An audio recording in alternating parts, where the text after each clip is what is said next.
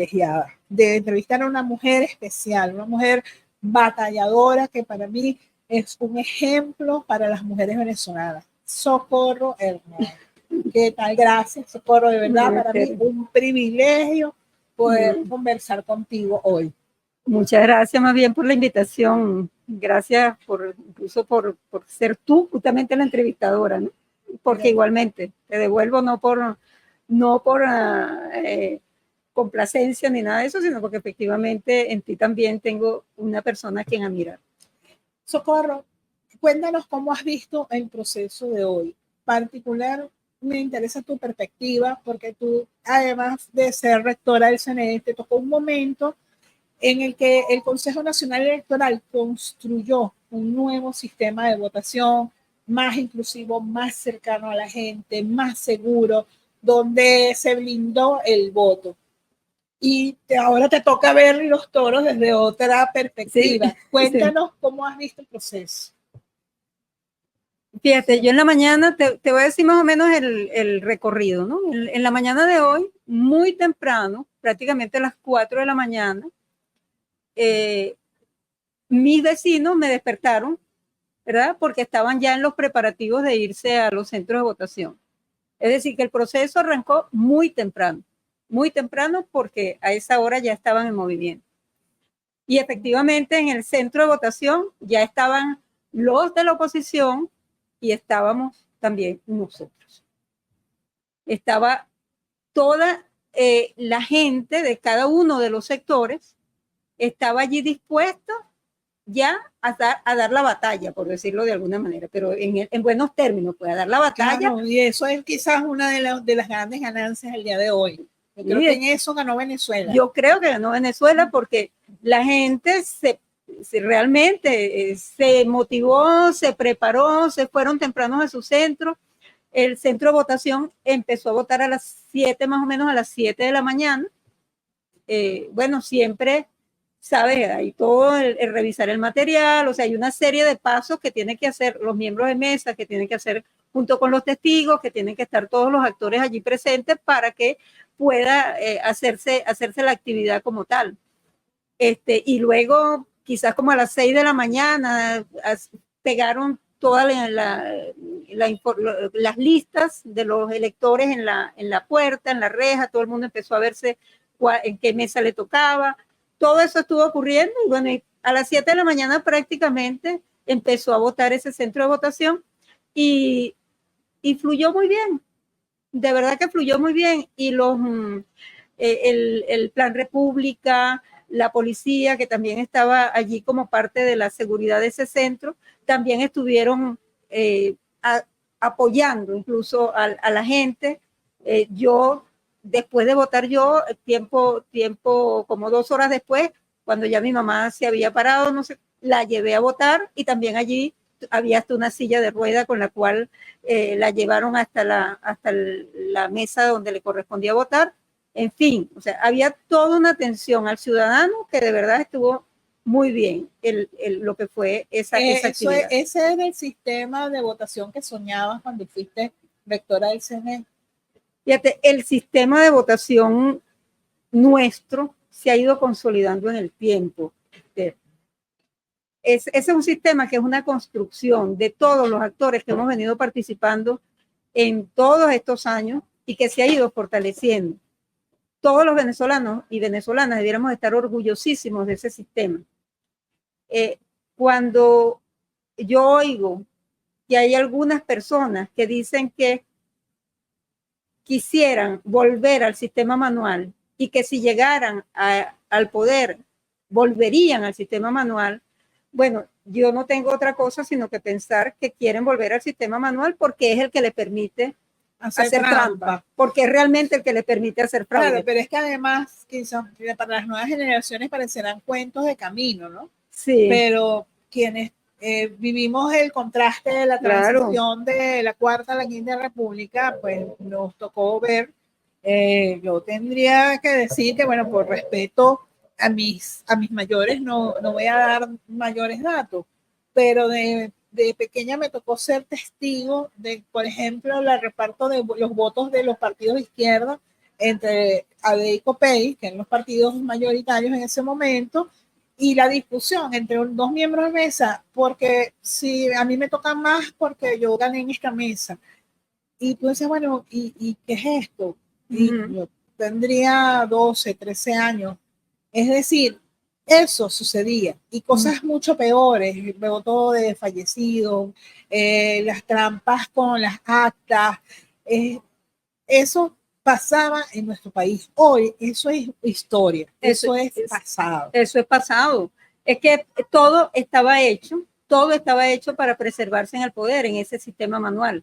Y bueno, no había la posibilidad de la gente de los sectores populares de tener centros. Eso es otro gran logro. Son muchísimas cosas. Yo recuerdo haber estado en una ponencia de Tibisay Lucena, nuestra recordada Tibisay, a quien fue vilipendiada por de todas las maneras posibles, pero que hoy podemos darle un reconocimiento justo a todo el trabajo que hizo en ese proceso de desconcentración de los centros de votación. Los centros de votación que no subían cerro. Exactamente. Las máquinas de votación no subían cerro. No, ni iban a los sectores hoy, por ejemplo, uno vota en centros que tienen menos número de votantes, pero que están más cerca. Yo me voy siempre a mi centro de votación caminando. Claro. O sea, porque es una caminata de 15 minutos apenas. Antes no era así. Sí, es así. El sistema electoral venezolano realmente es ejemplo a nivel mundial. A nosotros nos convocan, nos llevan a conferencias internacionales para mostrar las bondades de nuestro sistema. Entonces es un absurdo, ¿verdad?, que haya gente que siquiera se plantee volver a un sistema manual. Entonces hay gente que dice, por ejemplo, no, pero es que en otros países hay un sistema manual y sin embargo los resultados se conocen a las 2 horas. Y eso es totalmente falso. O sea, la gente tiene unas informaciones que realmente son más bien, yo diría, tendenciosas o sesgadas, ¿no?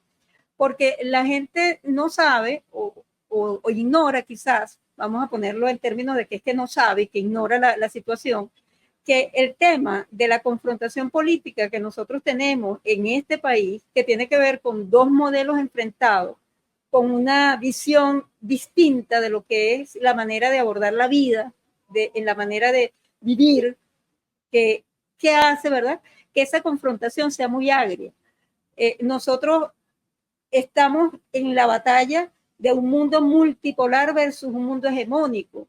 Nosotros estamos en una batalla muchísimo más profunda. Y esa batalla que nos ha llevado a, bueno, a tener esa confrontación tan fuerte, es lo que la gente no percibe, o no sé si realmente es que no quiere mostrar esa cuestión. Pero ¿qué pasa? Nosotros en países, incluso países aledaños, hermanos, los resultados reales de las elecciones se dan un mes después. Un mes después. Cuando se consolida toda la información, nosotros tenemos la oportunidad aquí, o nosotros tenemos aquí un sistema que nos permite que en 3, 4 horas nosotros tengamos resultados irreversibles, que sean los resultados reales de la elección. En otros países no. En otros países simplemente lo que se da es un estimado, es una proyección, es una información que luego tiene que ser realmente corroborada. Entonces tú me dirás si después de que dan un resultado con esa información que no es la información real de lo que ocurrió en las urnas electorales, sino que es una información que parte de unas proyecciones y unos estimados que se hacen a partir de X estudios estadísticos, etcétera. Esa información que ya se da como un hecho, tú me vas a decir que un mes después, cuando finalmente tiene los resultados definitivos, alguien se va a atrever a decir que lo que dijo inicialmente, que ya debe haber acarreado con actividades, etcétera, vas a decir después que es distinto. Así es. Porque la gente dice, no, pero es que eso no tiene problema, porque lo que se dice ese día es lo mismo. Nunca ha habido variación entre lo que fue el resultado de esa proyección versus lo que fue el resultado real. Bueno, es un tema de confianza, es un tema de confianza entre los actores políticos, es un tema de que los actores políticos creen en ese sistema y lo apoyan y no tienen ningún inconveniente en decir que eso es cierto. Aquí no es así. Así es. aquí estamos en una situación muy diferente. Mira, Socorro, vamos a dar la bienvenida a otro de nuestros invitados el día de hoy. Él es Alejandro, director de las empresarios de petróleo de Texas. Que es una asociación entre Venezuela y Estados Unidos.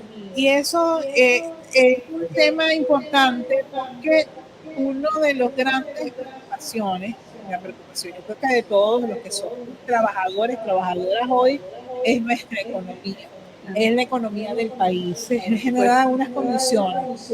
Hemos pasado por momentos difíciles y en el caso del petróleo, que es nuestro principal producto de exportación en los últimos 100 años, pues ha sido más compleja todavía la situación.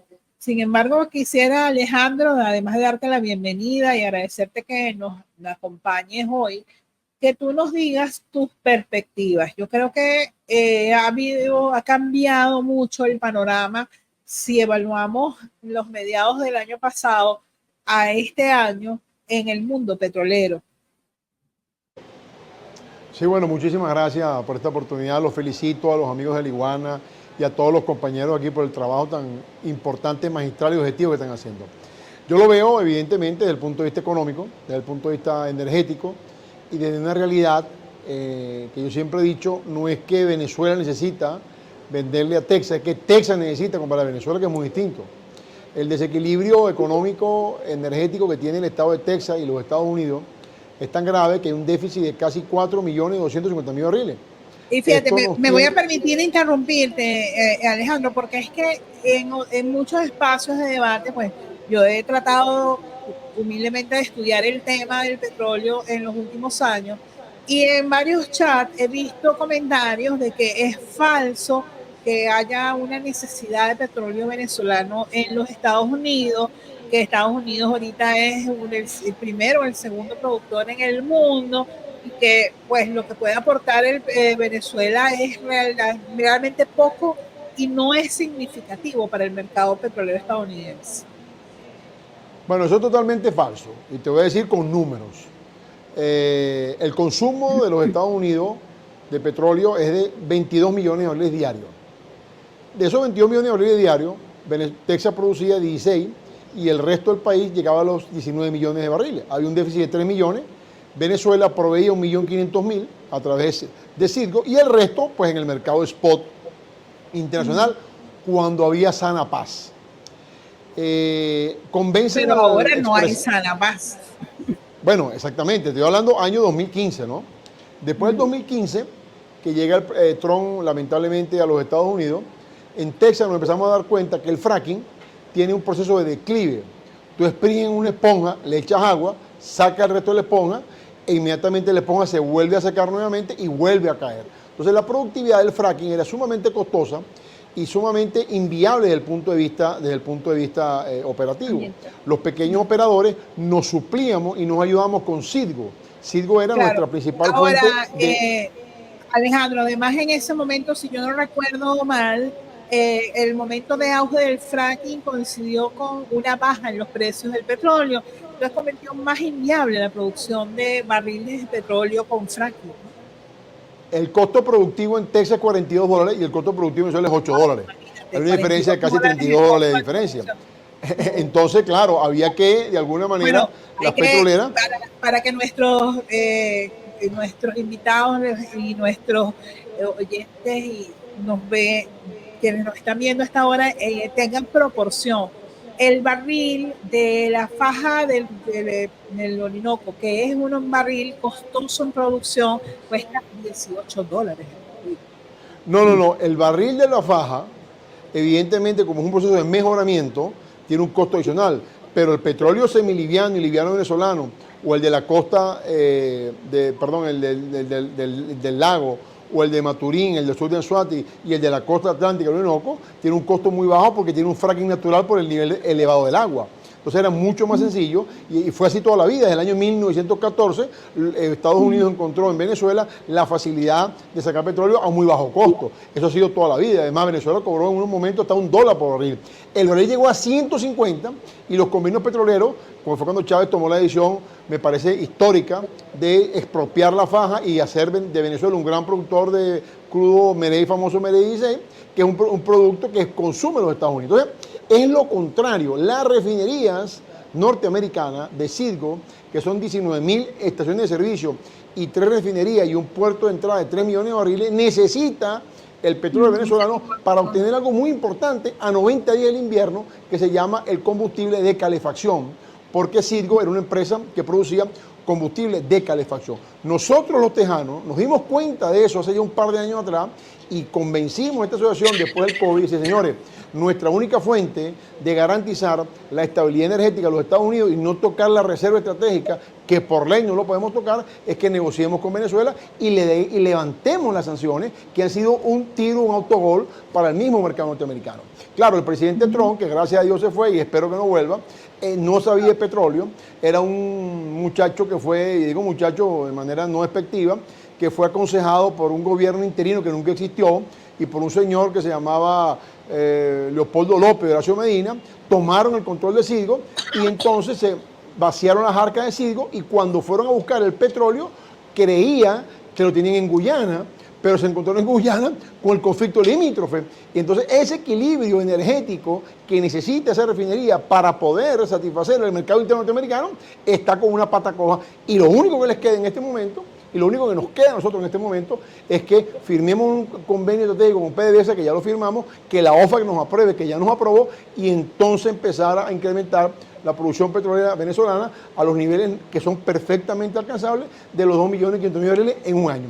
Esa es la estrategia que está el mercado norteamericano planteándose y por eso esta elección es importante, porque esta elección va de una vez por todas a acabar, y lo digo ya como empresario, oye, con esa persecución que hemos tenido, con estas sanciones que hemos tenido, con los barcos que nos los paran, que nos bloquean las cuentas, porque los que viven el bloqueo en Venezuela es muy triste, pero los que vivimos el bloqueo en Estados Unidos, que dependemos de Venezuela, es peor aún, porque somos tratados como delincuentes por naturaleza. Entonces yo creo que hoy esta elección va a permitir, oye, despejar todo eso y que más nunca volvamos a este hecho tan triste y tan lamentable para el mercado energético, que es satisfacer el hambre de unos salvajes, disculpen la palabra, mis queridas amigas, que se llama la ExxonMobil.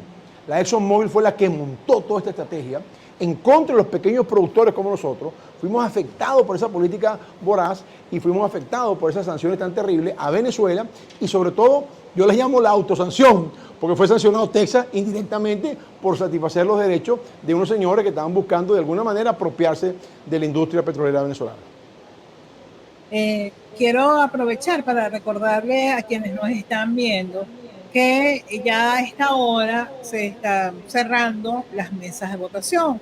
El horario regular que estableció el CNE era de 6 de la mañana a 6 de la tarde. Sin embargo, en los centros de votación donde haya electores en cola, deben mantenerse abiertos para atender a todos los electores que hayan acudido para ejercer su derecho al voto. Sin embargo, ya en muchos centros, gracias a esa política que se implementó desde hace varios años, desde el Consejo Nacional Electoral, de abrir cada vez más centros con menos cantidad de electores, lo que le ha permitido a la gente que sea más ágil, que sea más rápido, ejercer el derecho al voto, pues hoy muchos centros ya están cerrados. Pero yo quisiera más comentarios de Socorro Hernández sobre ese proceso de democratización del ejercicio electoral.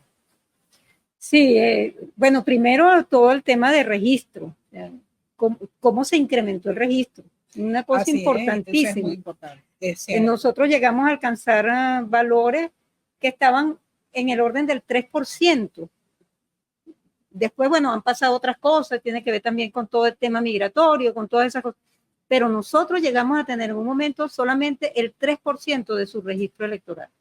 Eso era un récord. Definitivamente a nivel mundial eso está Además, en un país donde el voto se ejerce como un acto voluntario, claro, no es, nosotros, no es una obligación es como un países derecho. como Chile, por poner un ejemplo, que en Chile te multan si no vas a votar. Sí, no sé si recuerdas que, bueno, probablemente no, que aquí antes eso era un deber y te ponían una etiqueta en la cédula. Sí, lo recuerdo, porque Sí. aunque no parezca, pues yo tengo pinta de muchachita todavía en Socorro, ya estas canas son naturales.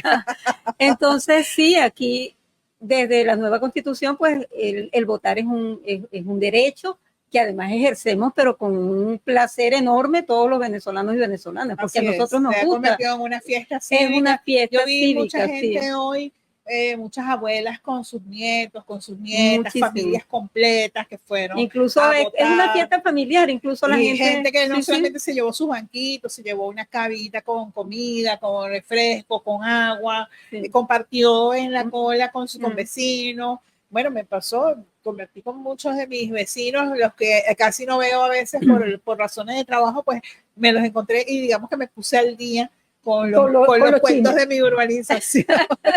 Pero yo creo que eso es una ganancia también que tenemos con todo lo que se ha avanzado en Venezuela en el proceso electoral, en la sistematización del voto y en la automatización. Y ahí quiero detenerme un poco porque otro de los logros de nuestro poder electoral es generar tecnología propia. Y en eso tú sabes mucho más que yo. Sí, como decía al principio, realmente es una lástima que todos los venezolanos y venezolanas no defendamos con el mismo el mismo ímpetu nuestro sistema electoral, porque este sistema electoral es una construcción de todos los actores que han venido participando en el proceso electoral a lo largo de los años. No existe en el mundo un sistema donde absolutamente todos los elementos del sistema electoral sean automatizados. Y no solamente que los procesos del sistema electoral sean automatizados, sino que también se tiene un conjunto de auditorías que nos permiten dar al elector y a la electora la seguridad de que cada uno de esos elementos de ese proceso de votación son revisados a fondo tanto por un sector como por el otro. Y que cuando nosotros entregamos a la ciudadanía ese sistema para su uso, eso ha sido validado, revisado por todos los actores. Entonces, es cuando tú observas que desde el momento, llámese el registro electoral, llámese el sorteo de los miembros de mesa, o sea, elementos bien precisos, todos ellos tienen auditoría. En cada uno de esos hay una auditoría. Y adicionalmente, bueno, todo lo que es el proceso, por supuesto, el software de la máquina de votación, la máquina de votación, las telecomunicaciones, todos esos elementos que conforman el sistema electoral venezolano son auditados.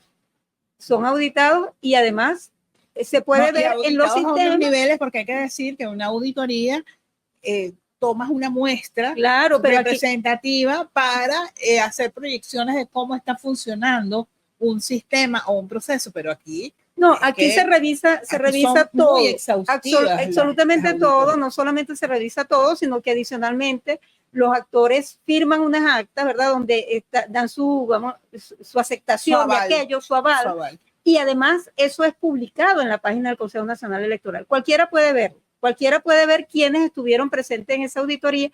Y adicionalmente, incluso se transmite a través de la televisión, de streaming por la página del CNE, se transmite todo ese proceso de auditoría. La gente que quiera verlo desde cualquier parte del mundo puede verlo. Ya preparándose para que vean el streaming con todos los procesos que vienen ahora. Recordemos que hay una auditoría posterior que se realiza inmediatamente en el cierre de las mesas. La otra cosa, y yo insisto en eso porque yo creo que esa es vamos a decir, lo que cierra todo el proceso. El elector, desde el momento en que él vota, que hace su selección, él hace una auditoría, porque él revisa su comprobante de voto. Y él puede ver que lo que él seleccionó corresponde con lo que efectivamente está en su comprobante de voto. Y luego ese elector, ¿verdad? Si tiene interés, puede quedarse para que él vea la verificación ciudadana de su mesa. Y allí cuando ve la verificación ciudadana en su mesa va a ver que su voto, conjuntamente con los votos de todos esos electores, coinciden con lo que es el acta que emite la máquina de votación, y allí puede corroborar que los comprobantes de voto realmente coinciden, y eso nunca falla, eso es un reloj. Allí coincide el resultado que emite la máquina de votación con lo que está en la caja de resguardo.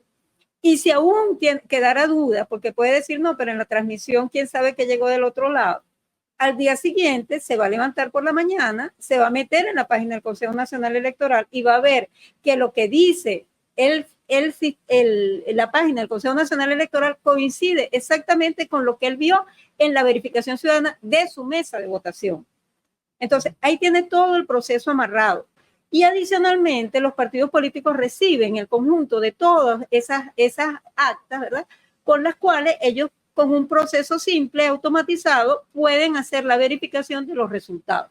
Así y si es. No, si quisieran decir, sencillamente no tienen elementos para decir de ninguna manera que puede haber una elección fraudulenta. Así justamente se garantiza, se respeta y se realza la voluntad política de cada uno de los venezolanos y venezolanas. Pero vamos a seguir conversando con Alejandro Terán, que también nos acompaña en los estudios de La Iguana en TV, director de la Asociación Latinoamericana de Empresarios de Petróleos de Texas. Una pregunta que me interesa mucho. ¿Qué esperan lograr estos pequeños empresarios que se agrupan en esta asociación, Alejandro, con el mercado petrolero venezolano? Además del aumento significativo de la producción, la propuesta que nos comentaste en el segmento anterior, nos decía un experto petrolero en uno de los podcasts, y aprovecho para recordarles que la semana que viene, ya pasadas las elecciones, volvemos con fuerza con el podcast de Economía y Petróleo de La Iguana, y el tema de la industrialización petrolera ha surgido en varios de nuestras entrevistas. Es decir, el desarrollo en Venezuela de equipos de tecnología, porque aquí hay el know-how para la producción petrolera. Tenemos más de 100 años de producción petrolera. Mira, yo te voy a comentar algo que muy poca gente sabe. Recientemente, hace exactamente 18 días, la refinería de Israel, que tiene un mejorador, por cierto, inició un proceso de parada de planta. Parada de planta es lo que llaman los rebumping, que significa actualizar los equipos, limpieza como como un lavado en grasa y cambio de aceite, para decirlo en términos coloquiales. Bueno, 5.000 hombres se fueron de Anzoátegui para Israel, haciendo de diario por un periodo de 45 días. Esos 5.000 hombres están en este momento, ya les quedan como 18 días para regresarse. ¿Qué te quiero decir yo con esto? La industria petrolera venezolana tiene que ir a un proceso de reedición completamente, a través de un proceso de revisión y reconversión social para transformar esa productividad en beneficio para el Estado, para el país, para la sociedad, pero en el incremento de la producción y el incremento del consumo, a la estabilización energética. ¿Qué necesita el mercado ahorita? Estabilización energética. Una guerra muy fuerte entre Ucrania y Rusia, una guerra muy fuerte que puede ocurrir en este momento entre Israel, Hamas y todo el Golfo Pérsico, una lucha a muerte entre la India, China, Taiwán, el desarrollo de la refinería en este momento de Japón y Malasia, donde los indios están almacenando petróleo, el incremento del consumo de la China, el incremento de los BRICS, eso todo demanda energía petrolera. La aprobación que le hizo los Estados Unidos para 60.000 millones de dólares en armas contra la guerra de Ucrania es un incremento del consumo petrolero. El lanzamiento de satélites es un incremento del consumo petrolero. Estamos en medio de un país, en medio de un mundo, de un globo terráqueo, que lo que necesita es incremento de la producción petrolera. Y esos 3 millones de barriles venezolanos son determinantes, son fundamentales para esa estabilización. Entonces yo creo que el nuevo, a partir de mañana, el nuevo orden petrolero nacional, que va a ser el orden petrolero mundial, porque no te olvides que hay 46.000 millones de dólares en bonos en la banca norteamericana que hay que renegociar.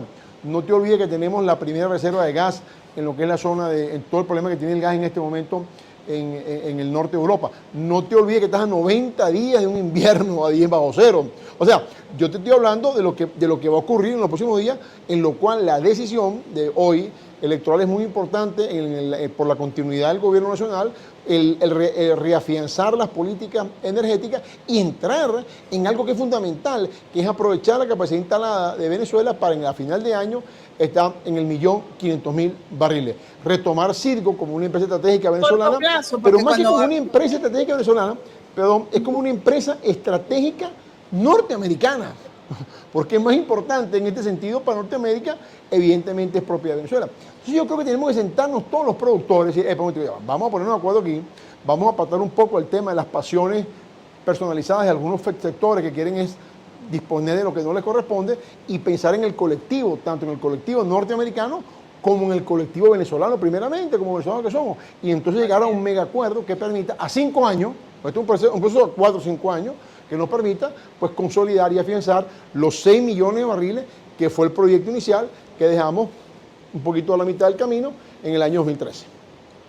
Pero a mí me interesa también tu comentario sobre esto que decía de que sí, podemos aumentar nuestra producción, podemos producir, lo hemos hecho en el pasado, pero dar un cambio, un salto en el modo de producir petróleo en Venezuela, en el cual, por ejemplo, teniendo una industria siderúrgica, importamos tubos sin costura, donde podemos producir aquí, tenemos el conocimiento, tenemos la experiencia, tenemos la trayectoria, tenemos las materias, los insumos, para que la tecnología de producción de petróleo sea 100% venezolana, para que lo que nos ha pasado ahora con las sanciones que ha impedido que PDVSA reciba repuestos, insumos, reposiciones, incluso estas paradas de planta como la que tú comentabas han sido complicadísimas porque una parada de planta requiere que tengas allí los repuestos que de las cosas que vas a sustituir para poder cumplir los protocolos de mantenimiento de equipos, etcétera. Y hemos visto no solamente los impedimentos para comprar o sino también para cumplir contratos que ya estaban hechos, insumos que ya estaban comprados que nunca llegaron al país, contratos de mantenimiento de servicios que no se cumplieron alegando las sanciones. Mira, las sanciones es algo criminal. Yo espero que las levanten mañana ya cuando termine este proceso. Mañana hay que levantar las sanciones. Yo te puedo adelantar que con la política de sustitución de importaciones, que se empezó a implementar en el año 2006 a 2007, se establecieron en el oriente del país a raíz de la faja petrolífera Orinoco y aquel famoso proyecto que quedó lamentablemente paralizado que se llamó el eje Orinoco-Apure, más de 4.300 empresas metalmecánicas en el oriente del país. 4.300. Venezuela tenía 3 plantas de tubos paradas completamente.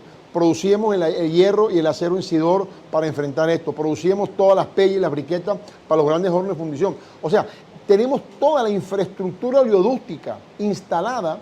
Lo que tenemos es que poquito de pintura, betún y para adelante. O sea, y eso es lo que tiene que asumir el empresariado privado.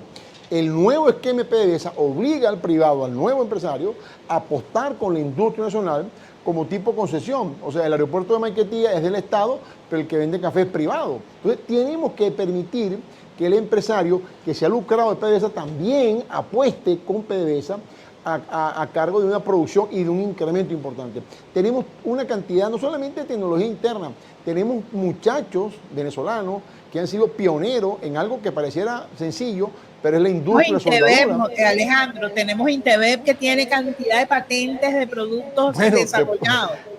Te puedo hablar de los procedimientos de saneamiento de pozos de Inteveb, que en este momento lo está utilizando Colombia, incrementó la producción a 1 millón. O sea, tenemos cantidad de elementos, pero eso viene con un reseteo, con un plan que yo espero que a partir de mañana podamos ejecutar y más nunca en la vida, y esto lo digo como venezolano, más nunca en la vida, distintamente de nuestra orientación política, filosófica y cultural, permitamos que nadie atente contra la estabilidad de nuestra industria petrolera, que es propiedad de todos los venezolanos. Yo estoy contento que mañana podamos avanzar, estoy contento que podamos y sigamos con esta diatriba para un lado o para el otro, no importa, caraquista o magallanero, pero al final del día el país es de todos nosotros y no podemos permitir más nunca que esto que sucedió tan trágico para Venezuela se vuelva a repetir. Alejandro, yo te agradezco mucho que nos acompañe seguro que ustedes van a ver a Alejandro Terán nuevamente, pero en mi podcast de economía y petróleo. Será un honor, será un honor. Invitado de una vez para que sigamos profundizando con el tema petrolero. Y nosotros seguimos conversando también con Socorro Hernández. Ella es además una de las mujeres que ha dado las batallas tecnológicas más importantes de los últimos años. Yo recuerdo a Socorro Hernández que le tocó rescatar el cerebro de PDVSA a un equipo. Y eso fue sí, pero además fue yo diría que una batalla épica. Yo recuerdo mucho los testimonios, tanto de Socorro como de buena parte del equipo que la acompañó, contando cómo tenían que meterse por los cielos rasos de las oficinas para buscar los dispositivos que habían colocado y que no permitían levantar un sistema, por ejemplo. Esas cosas yo espero que no vuelvan a pasar nunca en Venezuela. Esperemos que no vuelvan a pasar nunca. Efectivamente, es parte de los aprendizajes. Sí. Es parte de lo que no conocíamos y bueno, y que es bueno volver a contar, ¿no? Socorro, porque de esa época ya han pasado 22 años. Sí, sí. Y los muchachos que, por ejemplo, fueron nuevos votantes hoy, ya no conocen esa historia. Hay que contárselas otra vez. Sí, sí, hay que contárselas. Pero hago referencia al tema tecnológico y a estas batallas en las que Socorro Hernández ha estado, porque nuevamente, y repito lo que ha dicho Socorro a lo largo de esta entrevista, debemos sentirnos orgullosos, todos y todas los venezolanos, del sistema electoral que tenemos, del desarrollo de aplicaciones, de software, de equipos, de procesos que han sido, que son y serán, yo creo que por mucho tiempo, referencia en el mundo de lo que es un sistema electoral. Sí, porque fue un diseño propio. Realmente, bueno, estuvo en una empresa y todo, pero fue un diseño del personal del CNE en su momento, que luego fue puliéndose, que luego fue mejorándose, que luego fue consolidándose a lo que es hoy. De verdad. Sobre todo orientado por unos valores, por unos principios, claro, que es lo que me parece que le da el gran valor a estos desarrollos. Y es que se desarrollaron para garantizar el respeto a la voluntad ciudadana. Así es, así es. Ese justamente es el valor, por eso digo del diseño, porque ese proceso como tal tenía eso como premisa.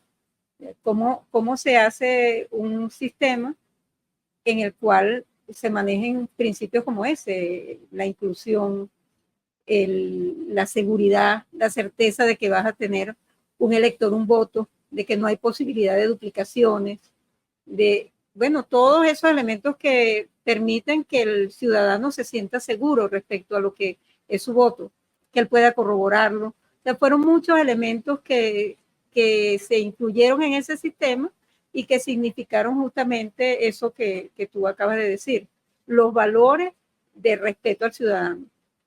Ahora, yo quisiera que mostráramos algunos de los recorridos por escuelas que en la gran mayoría de los centros de votación venezolanos están en escuelas, pero hay otras instalaciones. Por ejemplo, en una de las estaciones de el Metrocable es un centro de votación hoy en día en La Ceiba, ahí en San Agustín, por poner un ejemplo de cuán lejos y cuán remoto ha llegado el Consejo Nacional Electoral. Fíjate, Socorro, estábamos viendo esta denuncia y un tema interesante, yo comentaba con Socorro mientras veíamos el video, lo que pasó en las elecciones de 1998. Hay que recordar que Chávez ganó con el antiguo sistema electoral, con el Consejo Supremo Electoral, se llamaba entonces el organismo, que además dependía del Ejecutivo. O sea, era un organismo adscrito al Ministerio del Interior, por cierto. Interior de Justicia. En esas elecciones, que los centros de votación estaban concentrados en las avenidas, en las calles principales, lejos de las comunidades populares, que era donde había más votantes, pues que no solamente que se concentraban un gran número de votantes, sino que el horario de votación era hasta las 4. Y recuerdo una batalla campal que hubo en un centro de votación en una escuela del barrio Nacional en Los Teques. Me tocó cubrirla como reportera porque la gente quería votar y los miembros de mesa decidieron olímpicamente que no iban a trabajar más y que iban a hacer el centro de votación. Estoy segura que en este centro, y lo vamos a corroborar después, eso no va a suceder porque la conciencia política de los votantes hoy es muy distinta a la que había en 1998. Sí, desde luego. O sea, yo creo que si hay una enseñanza del presidente Chávez, de nuestro comandante, es justamente y plasmado en la Constitución, además, del derecho que tenemos todos los ciudadanos, ¿verdad?, a ser protagónicos, tener una democracia participativa y protagónica, que yo creo que esa es la diferencia fundamental en esa Constitución. Y resulta ser que eso lo aprendimos todo. El presidente Chávez nos lo enseñó y lo aprendimos todo. Ahora, dentro de ese concepto, ¿verdad?, se hacen manipulaciones también de ellos. Y pasa cosas como que unas personas que están yendo con una agenda específica de generar caos en algunas instituciones, ¿verdad?, plantean una situación que realmente caotiza ese centro de votación. Habría que ver efectivamente exactamente lo que está pasando en esta escuela, pero sí sabemos nosotros, ¿verdad?, y lo hemos vivido en otras oportunidades, bueno, que hay intenciones, también hay intencionalidad de generar situaciones, vamos a decir, de disturbio. Ciertamente, yo recuerdo otras anécdotas y es en el referéndum revocatorio que se convocó en 2004. Ajá. Porque hubo en mi pueblo, en el estado más bello de este país, que es el estado de Yaracuy, en San Felipe, hubo centros de votación que trabajaron hasta las 9 de la mañana del lunes siguiente, porque fue tal la avalancha de gente que quería votar que ni por equivocación los miembros de mesa se atrevieron a hacer el centro de votación. Lo del Plan República le tocó resguardar y bueno, darle café y más café a esos miembros de mesa que se tiraron ese maratón de día y medio de votaciones, que fue justamente cuando el Consejo Nacional Electoral asumió la política de desconcentración de los centros electorales. Sí, fíjate, allí en ese video que estábamos viendo, incluso habían, una de las personas hablaba de que eso fue lo que dijo la jefa. ¿A quién se está refiriendo con la jefa? Si nosotros en el Consejo Nacional Electoral en este momento no tenemos una jefa, nosotros en el Consejo Nacional Electoral lo que tenemos es un caballero.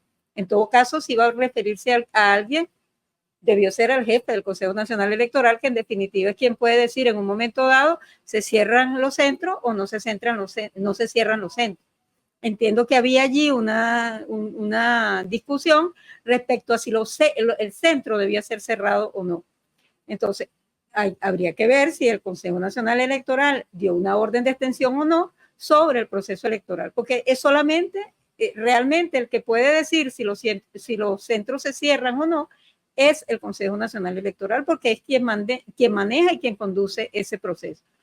Y adicionalmente, la otra cosa que señala que hay que contar el voto a voto. Bueno, el tema es que efectivamente los ciudadanos saben que en el proceso electoral, el último proceso que ocurre es la verificación ciudadana, donde los electores tienen la oportunidad en un centro de votación, imagínate, el 54% de las mesas, el 54% del total de mesas del país son verificadas a través de ese proceso de verificación ciudadana.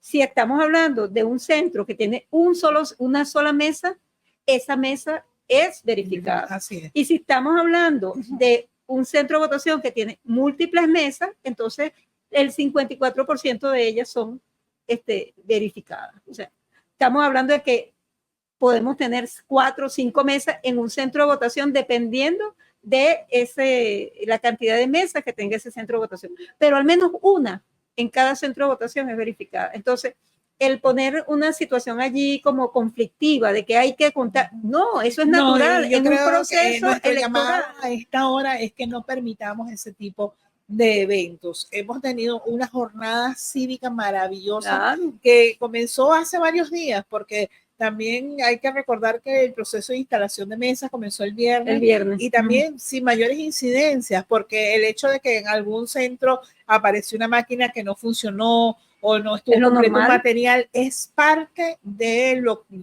que se puede esperar en un proceso que requiere una logística tan importante. Y por eso se hace antes, por eso se hace con anticipación. Fíjate, justamente por ejemplo, para cubrir temprano en otro medio de comunicación conversábamos con un periodista del estado Amazonas, en un estado donde es realmente complejo llevar los equipos hasta, de hecho, entiendo que los equipos de Amazonas salen 2 semanas antes del proceso de votación, son los primeros que se envían justamente por las dificultades que implica llevar todo el material electoral, y solo un centro de votación había presentado incidencia.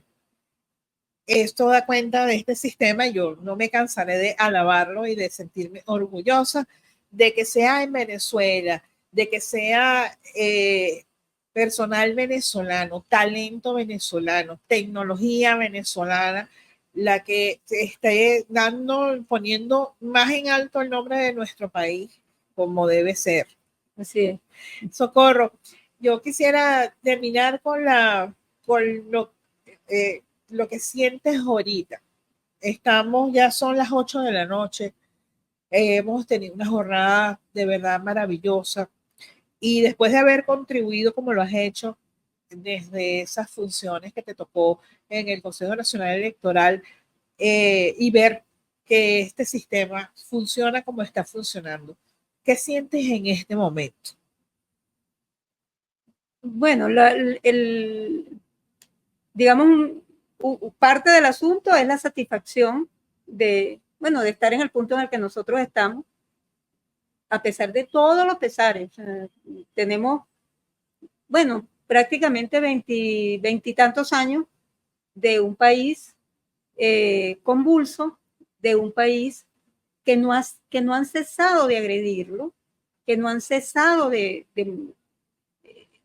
someternos a presión, de someternos a todos a estrés, y que sin embargo, a pesar de todo lo que ha pasado, nosotros hoy, a estas horas de la noche, tenemos un país en paz, tenemos un país que votó, un país que me imagino que ya prácticamente todos los centros de votación probablemente ya están cerrados. Muchos o muy todavía estarán abiertos. Porque la instrucción clara del Consejo Nacional Electoral en todos los últimos procesos ha sido que después de la hora de cierre estipulada para la sede electoral, si hay electores en el centro de votación, se mantiene abierto hasta que hayan votado los electores que están allí. Claro, hasta que vote el último elector. Hasta que vote el último Entonces, eso de hasta que vote el último elector es justamente el principio de lo que es la participación, de lo que es la inclusión, de lo que es que todos pueden estar, que todos tienen la oportunidad de ejercer su derecho, y que eso es lo grande de esta democracia, que tenemos un sistema que permite